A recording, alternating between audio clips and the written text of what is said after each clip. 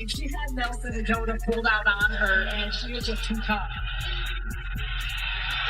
Caitlin Clark is upset about the screen set by Griner. Yeah, in a little bit movement with that right. But Stephanie White needs to turn into Bobby Knight. Start throwing chairs. If a 7-foot player takes their shoulder and checks my point guard's face, I'm going to be livid. I'm going to be pissed off. 3 times, Griner took a cheap shot on Clark above the neck just this game alone. And she's done this in the past. A surprising moment during an intense game sparked a flood of reactions, confusion, and discussion throughout the basketball world. Fans believed they had witnessed it all, but then an incident involving Caitlin Clark brought back comparisons to a controversy many people still cannot stop discussing. Was it just fierce competition? A misunderstanding taken too far? Or something much deeper hidden beneath the headlines? Why are old debates suddenly appearing once again? And what did the cameras capture that has everyone sharing a completely different version of the story? Caitlin Clark is playing out of her mind right now. The Fever just picked up a win against the Connecticut Sun in a game where the Indiana Fever actually controlled the game from start to finish. Beautiful performance from the whole team. But yo, Caitlin Clark is hooping at an insane level. The thing she did in this game, the way she cooked the Connecticut Sun players in this game was vintage. It reminded me of Iowa Caitlin. We're getting straight into it today. There were parts of this game, mainly the refs, that kind of pissed me off, but for the most part, Caitlin Clark made it a very enjoyable watching experience, and Sophie Cunningham at the end, which we will get to, sealed it all. The most shocking part of this game was not the final score, the highlight moments, or even the rising rivalry that fans cannot stop discussing. The most surprising part was that by the end of the evening, thousands of viewers were asking the same question. How could Caitlin Clark receive a technical foul for sending the basketball toward an official, while many fans believed repeated contact against her was mostly ignored and left uncalled? Clark has been picked on and abused ever since she entered the league in 2024, and now Brittney Griner is joining in on the action after she... Questions spread throughout social media almost immediately after the game finished, and within hours, basketball fans were reviewing clips, examining every collision, debating every call, and trying to figure out how one of the most physical games involving Caitlin Clark somehow created so much controversy. Hit her with the elbow when she played for the Dream. Nothing new.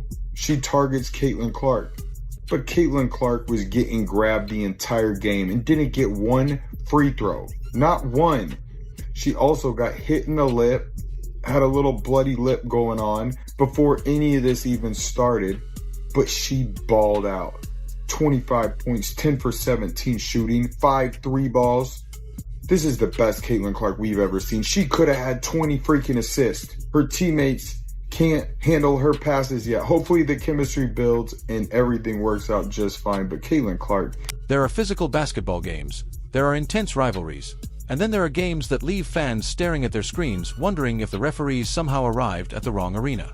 That was the feeling many people experienced after watching the Indiana Fever face the Atlanta Dream in a matchup that should have been remembered for Caitlin Clark's outstanding performance, but instead turned into another chapter in the growing controversy surrounding the way she is treated on the court.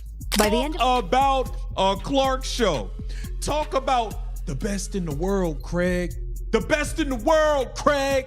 Caitlin Clark put the league on notice. I am on a mission to destroy all of y'all's asses, even if I got a $6.4 million center that can't make a damn layup, and I got another ball hogging, jacking up shots, 2-guard named Kelsey Mitchell that gonna shoot every single time, 2 of 9 from 3, just keep shooting and shooting and shooting and shooting. I got a sabotaging head coach. You can't stop me. Caitlin Clark put on an absolute show. By the end of the evening, social media was flooded with clips, slow-motion replays, heated discussions, and one question that seemed impossible to ignore. How could Caitlin Clark receive a technical foul for sending the basketball toward an official while several dangerous plays involving Brittney Griner appeared to go mostly unpunished?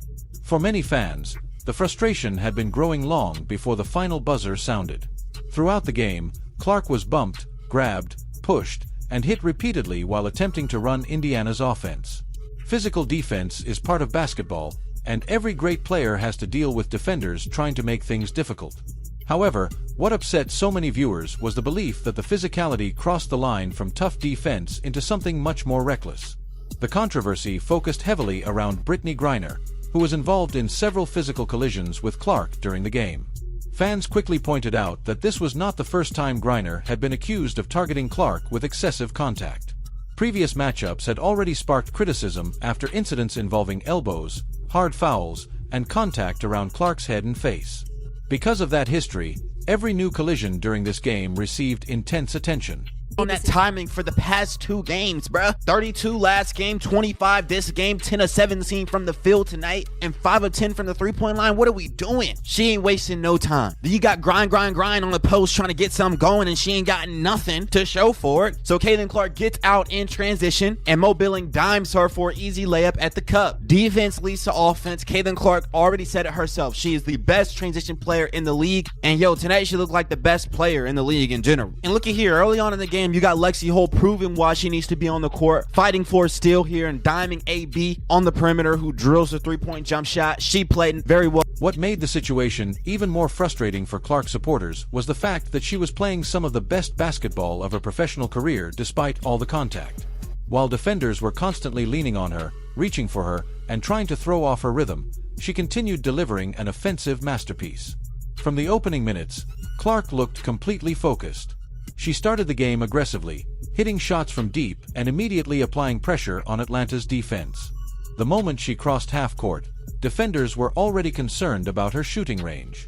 The challenge with defending Caitlin Clark is that every defensive strategy seems to create another problem. If defenders stay too far back, she fires 3-pointers that can completely shift the momentum of a game within minutes. If defenders pressure her closely, Clark finished with 25 points and knocked down 5 3-pointers, but anyone who watched the entire game knows the box score barely reflected how dominant she truly was. In many ways, the most remarkable aspect of her performance had nothing to do with scoring. It was her passing. Caitlin Clark did what she had to do. Y'all should be saying thank you. Stephanie White, let's get this very clear here for the post game, the locker room scrum and all of that. I don't want to hear nothing about no fist. We're coming together. I don't want to hear nothing about none of that.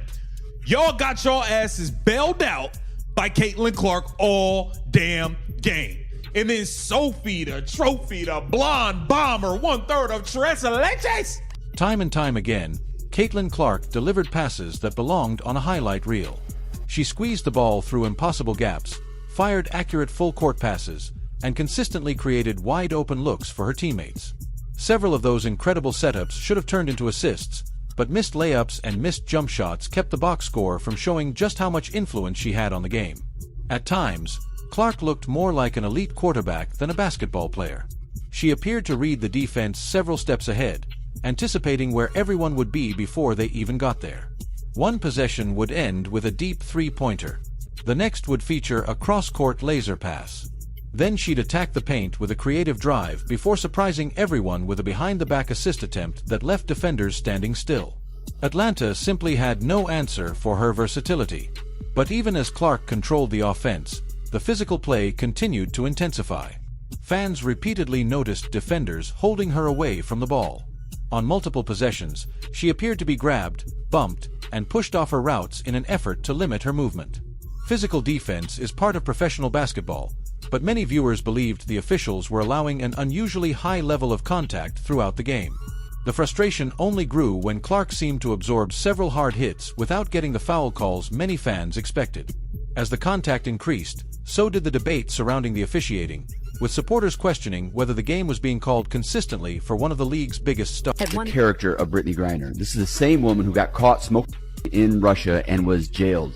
And then Joe Biden made a trade for the Merchant of Death.